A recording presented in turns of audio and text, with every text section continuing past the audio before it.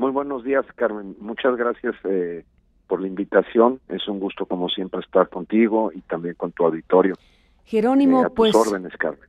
¿qué te digo? El tema único en este momento es DACA. La revocación anunciada por Jeff Sessions ayer, el procurador, bueno, es una cubetada de agua fría, aunque se vino anticipando, aunque fue administrando el momento del anuncio, pero finalmente saber ya que se revoca y que se da un plazo de 6 meses para que el Congreso establezca, ve tú a saber qué, es algo que desde luego tiene que generar una postura del gobierno mexicano. ¿Qué dice el embajador de México allá? ¿Qué dices, Jerónimo, de lo que está pasando?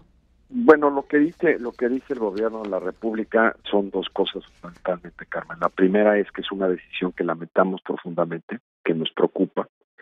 Es una decisión que afecta sin duda el futuro de cientos de miles de personas, muchos de los cuales llegaron a este país de México.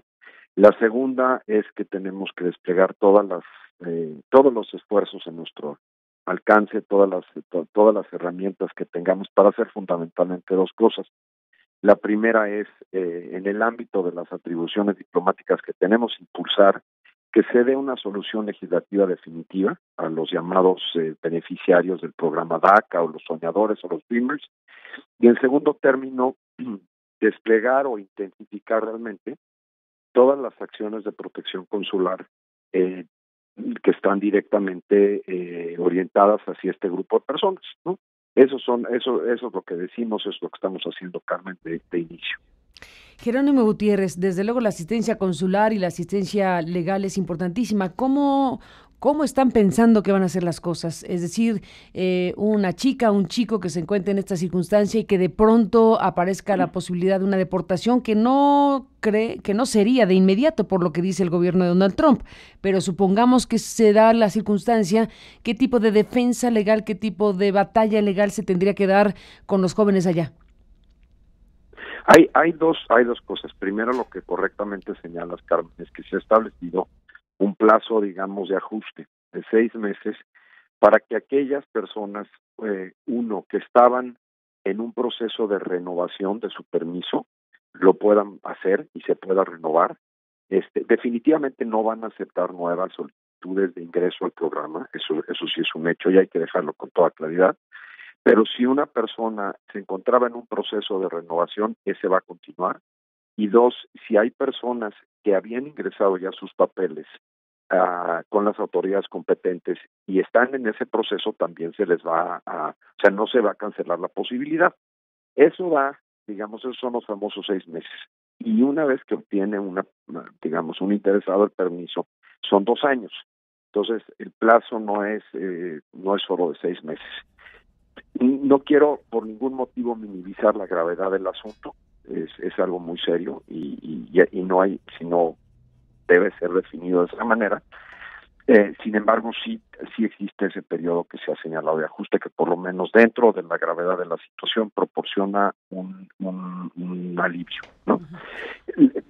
Lo que hacemos, lo que es fundamental es que primero, el primer eje, digamos, es tenemos que asegurar que todo mundo tenga la información correcta. Hay miedo y con justificada razón, hay inquietud, hay ansiedad de muchas personas y lo que queremos evitar es que no vayan a caer en manos digamos, de algún abuso o sean víctimas de fraude, porque sí puede ocurrir eso y por lo tanto la red consular, primero que nada, tiene que hacer todo lo posible para que los beneficiarios de DACA estén perfectamente informados de la situación. La segunda cuestión es que revisar, otorgarles digamos, una ayuda que consiste en un diagnóstico migratorio que lo que permite es de manera más o menos homogénea a lo largo de todos Estados Unidos poder darles una opinión de cuáles son sus alternativas jurídicas respecto a su situación migratoria. Y la tercera cosa que tiene que ver con la protección consular y también con el trabajo de otras dependencias es que aquellas personas que regresen ahora, todos los días regresen con nacionales de Estados Unidos a México, lo hagan en las mejores condiciones posibles si así ocurre. Por supuesto, estamos trabajando para que exista una solución definitiva para todos los beneficiarios del programa de DACA. Ese es el objetivo final, pero lo responsable es despegar también estas acciones de protección consular al mismo tiempo. Jerónimo Gutiérrez, entre defender jurídicamente a estos muchachos para su permanencia en los Estados Unidos y entre ofrecerle alternativas en México para que vengan aquí, ¿con cuál se queda el gobierno mexicano?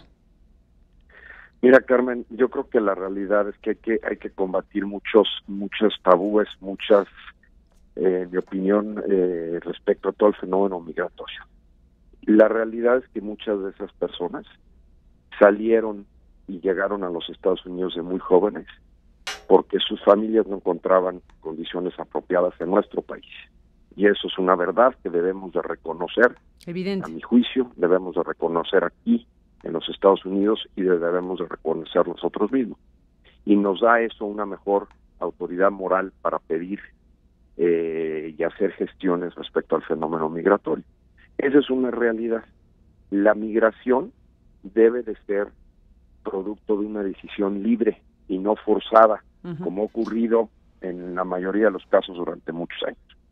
Entonces, lo que es menester ahora es, uno, si estas personas que muchos tienen, digamos, 30 años y llegaron muy jóvenes a Estados Unidos, deciden o tienen que regresar, que tengan las mejores opciones laborales, que haya revalidación de sus estudios, que puedan en su regreso tener la certeza que les serán respetados sus derechos, que sus bienes y propiedades aquí pueden estar salvaguardadas.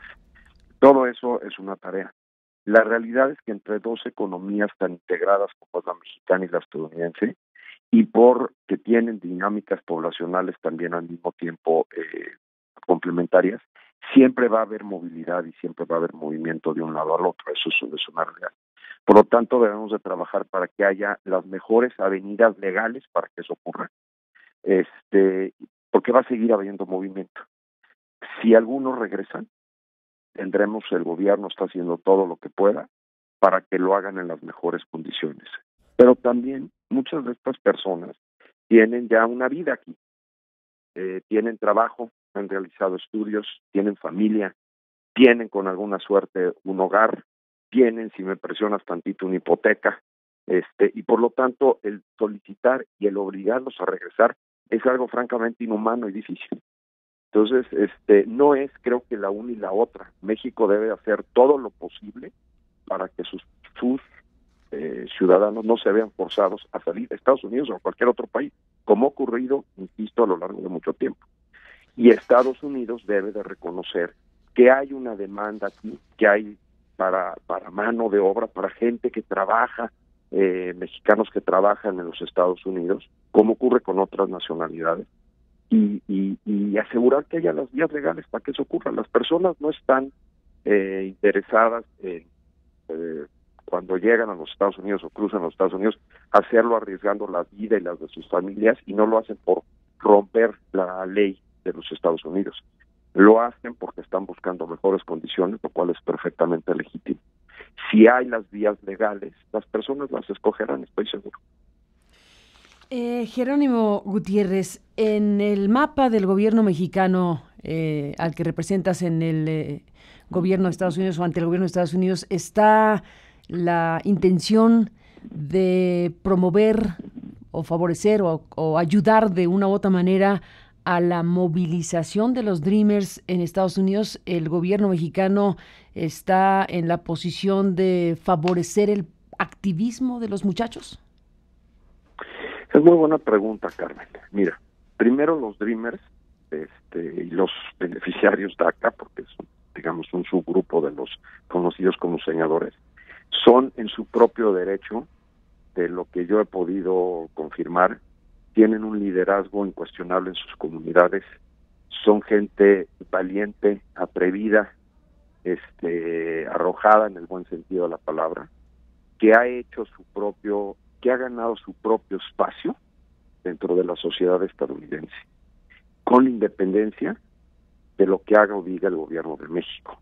Ellos se han ganado un espacio en la sociedad estadounidense y ellos mismos sabrán cómo movilizarse y qué acciones tomar en favor de sus derechos. Ahora bien, como son nacionales mexicanos, nacidos en México, tenemos una obligación moral como gobierno y ética de ayudar en todo lo que esté posible. No somos activistas, Carmen, somos diplomáticos, somos funcionarios consulares. Nuestra trinchera está fundamentalmente en otro lado. Ellos saben movilizarse y nuestra tarea es incidir en los actores políticos relevantes de los Estados Unidos, en el Congreso, con la propia administración, con los gobernadores, con los alcaldes, como de hecho ocurre y lo hace nuestra red consular todos los días.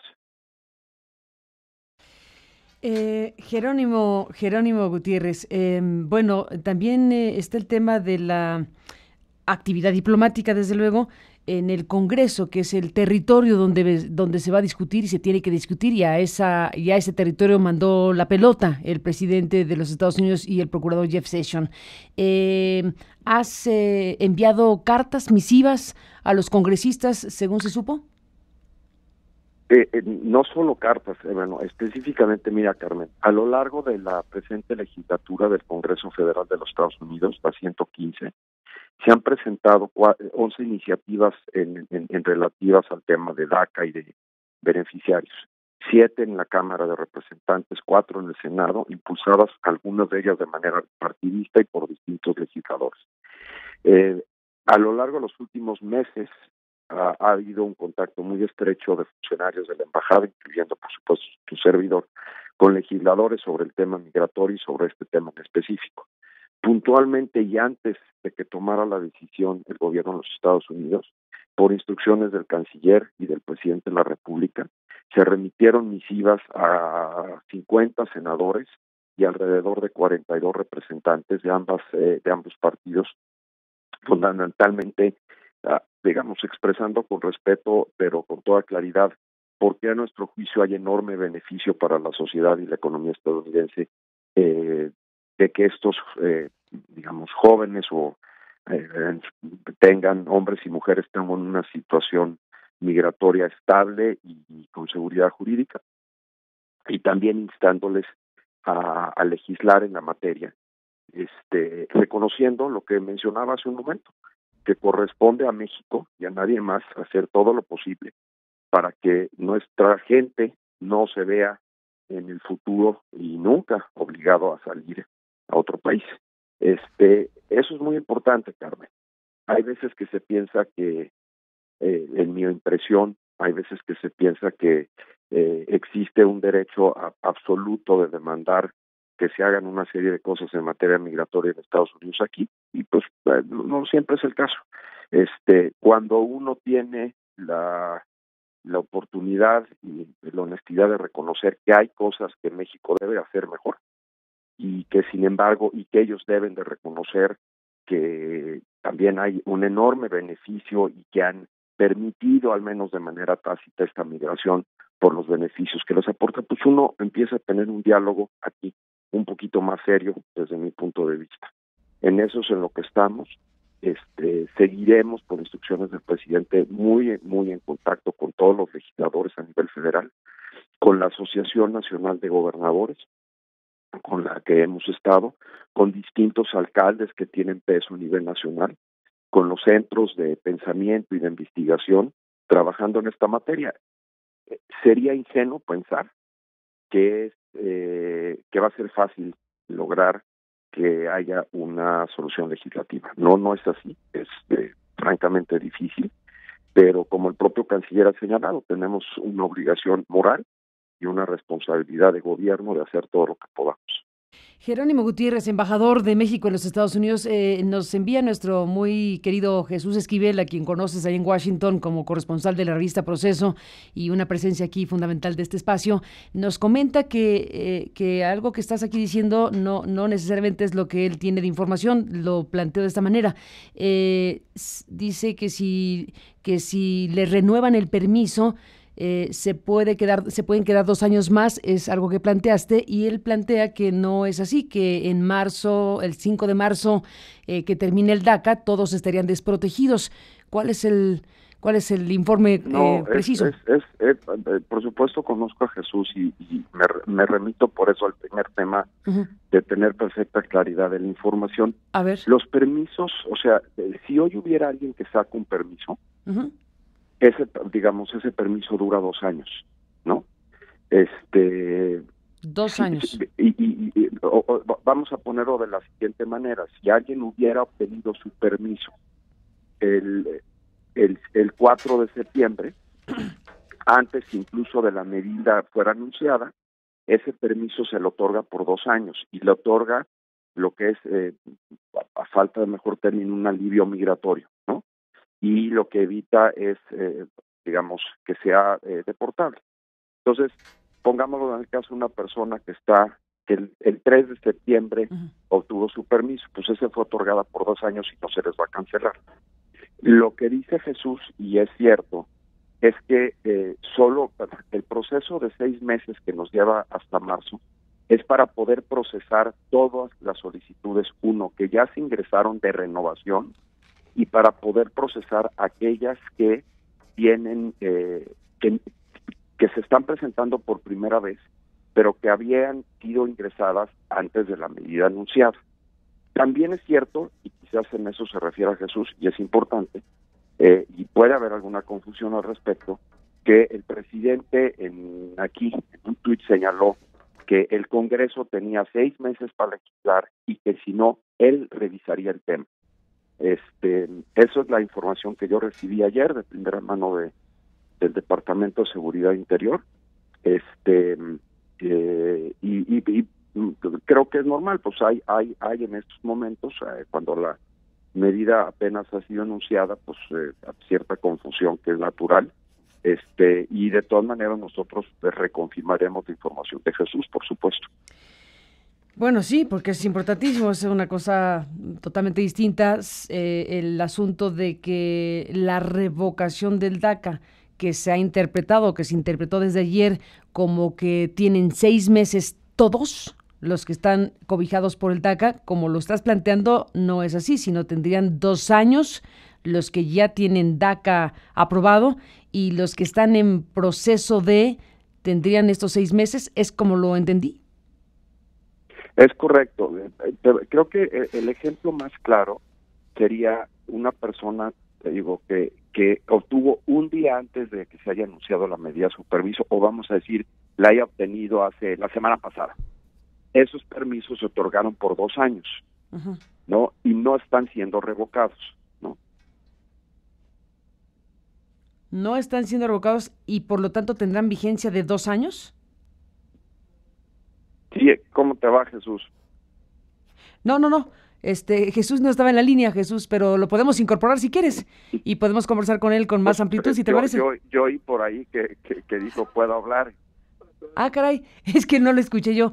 Pero bueno, no es mala idea, Jerónimo Gutiérrez. Buenísimo que podamos incorporar a Jesús Esquivel, nuestro colega periodista de la revista Proceso en Washington. Y bueno, pues una presencia aquí fundamental para este espacio de noticias. Si lo podemos enlazar, Jesús Esquivel, bueno, pues estamos, Jesús, contigo ahora al aire junto con Jerónimo Gutiérrez. A los dos, gracias por estar aquí para hablar de un tema tan importante como que es el DACA, y saber con claridad de qué va esta medida, el alcance de la misma y sobre todo este punto respecto a las implicaciones que tendría para quienes hoy tienen DACA aprobado y para quienes tienen en proceso el asunto. Así que ya lo planteó acorde a lo que nos dice el embajador Jerónimo Gutiérrez, que le explicó el Departamento de Estado. ¿Te lo explicó seguramente?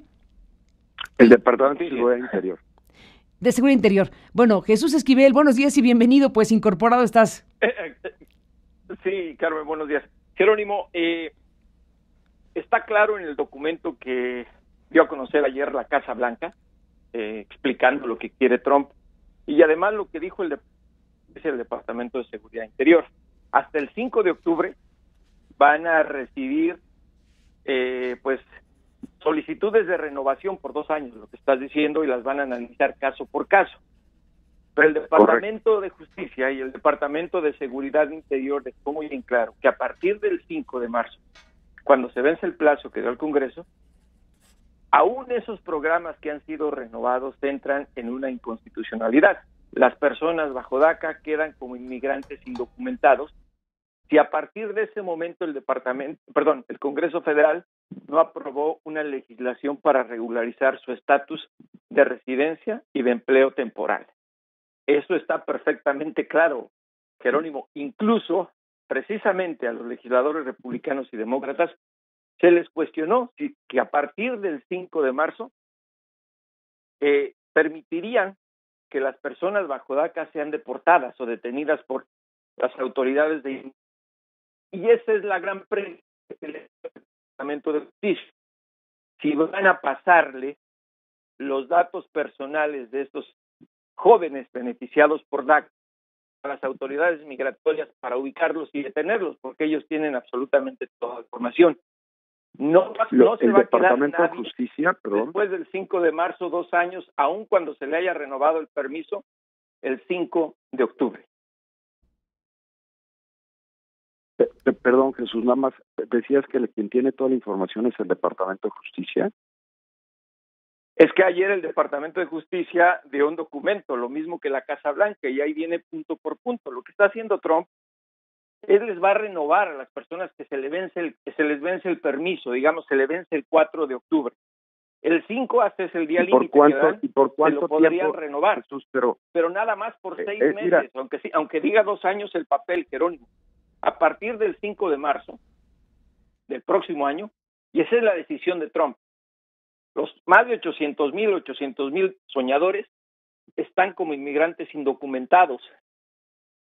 Si no, no lo estaría terminando.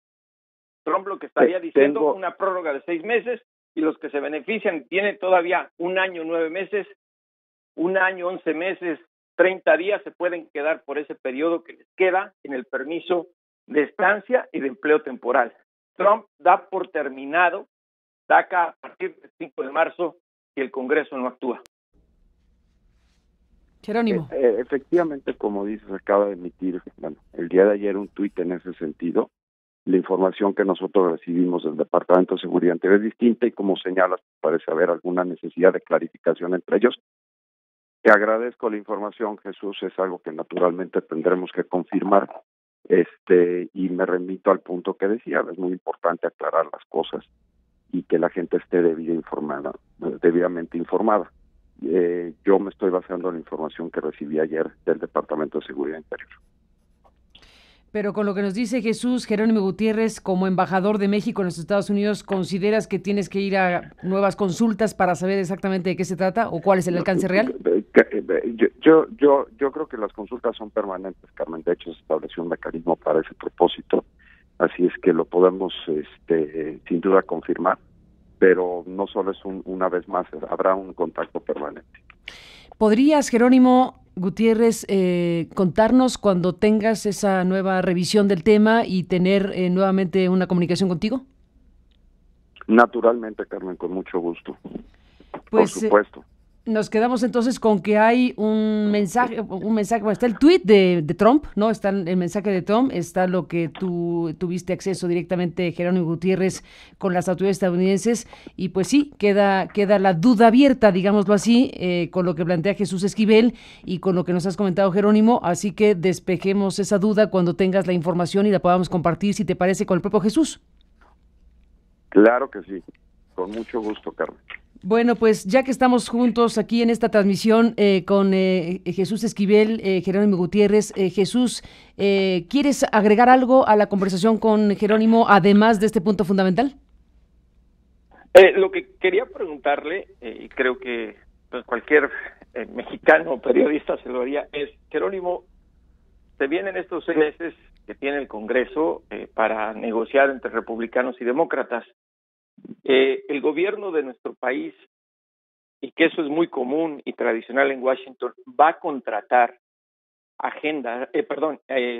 firmas de cabildeo para el tema específico de DACA, sobre todo porque tú sabes que aunque vayas todos los días al Capitolio, mi querido Jerónimo, no siempre al embajador le hacen mucho caso los legisladores. Tenemos el ejemplo de tantos años de la supuesta reforma migratoria integral. Tú formaste parte también de un gobierno en su momento que estuvo en ese sentido, en la Secretaría de Relaciones Exteriores, y no se llegó a nada. Es más efectivo el cabildeo de firmas especializadas. ¿Tiene la Secretaría de Relaciones Exteriores un presupuesto especial para esto? ¿Lo van a hacer o están definiendo un presupuesto? Los cabilderos nunca están de más en este caso, Jerónimo. No, Jesús, yo creo que déjame darte mi opinión muy honesta. Evidentemente, toda la ayuda que se pueda tener es útil, número uno. Número dos, esa posibilidad no se descarta. No está contratado actualmente nadie, como tú sabes. Número tres, no es un problema de acceso el que tiene el gobierno de México con los legisladores, y lo puedo decir con toda claridad, es un problema en todo caso de contar con mayores recursos que permitan cubrir más terreno. Con toda humildad, si eso ayuda, bienvenido. Pero también, como tú bien señalaste, hay una serie de instituciones, tanto públicas o de organizaciones públicas y privadas que están en esto, con las que interactúa el gobierno mexicano de manera cotidiana.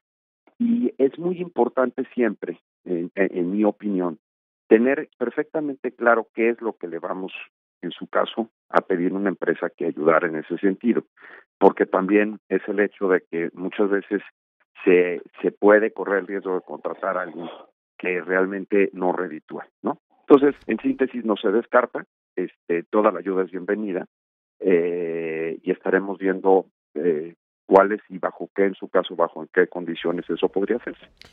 Jerónimo Gutiérrez, ¿qué radiografía tienes en este momento del Congreso estadounidense, quien va a tener esta tarea de que dentro de 6 meses legisle lo que le está pidiendo el gobierno de Trump que legisle? ¿Qué mapa tienes? ¿Qué podría venir según tu punto de vista? Pues Carmen, mira, déjame resumir en la siguiente manera. Sí, a riesgo de parecer ingenuo, creo que sí hay legisladores de ambos partidos, incluso dentro del partido del propio presidente del republicano, que tienen un interés muy claro y están trabajando para que haya una legislación en la materia, ¿no? Dos, hay una enorme división, no solo en el Congreso de Estados Unidos, sino en la sociedad en torno a este tema. No es nueva, viene de tiempo atrás, y sí es un tema que pues fractura, digamos, en el que es difícil construir consensos políticos. Eso por supuesto que es absolutamente cierto. La decisión tomada por la administración, pues es, digamos, al haber establecido un plazo perentorio, es mucho, digamos, va a generar una presión para congresar. Sin duda no se ve fácil. Incluso ayer alguno de los senadores importantes del Partido Republicano, el senador de Texas, Cornyn, decía: no, por ningún motivo esperen que esto se pueda resolver o que se vaya a legislar en los próximos meses. Tienen una agenda muy complicada o muy cargada en los próximos meses, en lo que resta del mes de septiembre, la necesidad de aprobar el presupuesto o establecer una resolución de continuación del presupuesto, de establecer llegar a un acuerdo sobre el techo de la deuda nacional de los Estados Unidos, reforma fiscal. Entonces, pues no es un horizonte fácil, ¿no? Pero a ver, Jerónimo, la cargada agenda de un Congreso. Lo que hay que hacer es hacer llegar mucha información, que pueda explicar con toda claridad cuáles son los beneficios, y creo que hay que trabajar muy de cerca de comités y liderazgos muy específicos en ambas cámaras. Jerónimo Gutiérrez, hablar de la cargada agenda del Congreso, bueno, tiene muchísimo trabajo desde luego, pero este tema lo está planteando Trump como un asunto en donde tienen 6 meses para legislar, en pocas palabras. Tienen 6 meses y si no, bueno, pues entonces, ¿qué sucedería? Entraría una acción, un planteamiento del propio Trump. ¿Qué pasaría si no legislan sobre los Dreamers? Evidentemente el problema principal es que ante la falta de una legislación, sea en un mes, en un año, en 2 o en 3, cuando concluya el programa y los permisos que tienen, a mi juicio, quedan en una situación, o sea, lo que se termina es la acción diferida que les daba este programa, que estaba basado en un memorándum emitido por el Departamento de Seguridad Interior, para poder diferir lo que es una orden de deportación. Eso es lo que realmente les daba, y en paralelo un permiso de trabajo. Yo te mencionaba hace rato, Carmen, que parte de las tareas que está haciendo la Secretaría es trabajar a través de la red consular en los diagnósticos migratorios. Eso es, incluso ayer en los comentarios que se emitieron, se señala, por parte del gobierno se señalaba la importancia de que se analicen las alternativas, todas las alternativas legales que tienen estas personas, y esos diagnósticos migratorios son una manera de ayudar en ese sentido. ¿Cuál es el rango de riesgo, según tu punto de vista, de que no se legisle sobre los Dreamers en el plazo que se establece por parte de Trump? Pues no quisiera especular, Carmen. Lo que creo es que sí es una tarea difícil, y lo que puedo decirte es que el gobierno de México estará haciendo todo lo posible para que eso ocurra, desde lo que son nuestras funciones diplomáticas y de interlocución política. Eso es lo que estaremos haciendo, pero no quisiera especular al respecto. Jesús Esquivel, para despedirnos, ¿qué dices? Pues yo nada más quisiera hacer una última pregunta, Jerónimo, respecto al tema que sigue. A mí no me cuaja el tema de los permisos y de 2 años o no. De ser como tú lo estás diciendo, Jerónimo, supongo que el gobierno de México entonces debe tener ya un cálculo de cuántos de estos soñadores de origen mexicano serían deportados o quedarían sujetos como indocumentados a partir del 5 de marzo.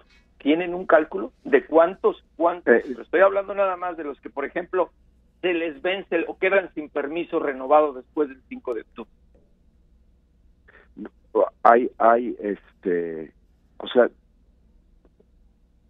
Hemos solicitado el día de ayer precisamente la información a la que hace referencia. Si bien no es posible por datos por disposiciones de protección de los datos personales, tener esos datos, sí los números agregados para poder estar preparados ante cualquier escenario. Jesús, eso fue parte de la conversación que sostuve ayer, y creo que señalas esa información que es importante que tengamos. Pues digamos que quedamos a la espera, Jerónimo. Yo creo que si te parece, no sé si de aquí a mañana podrías tener este dato ya precisado con el propio gobierno estadounidense de lo que hemos hablado. Si fuera el caso, pues nos echamos una llamada mañana para seguir la conversación, si les parece. Con mucho gusto, Carmen. Venga, estamos en ello. Jerónimo Gutiérrez, embajador de México en los Estados Unidos. Estamos mañana para seguir hablando de este tema y tener claridad respecto a este tema que puso a la mesa Jesús Esquivel. Gracias, Jerónimo, y estamos al habla. Saludos, cómo no. Saludos.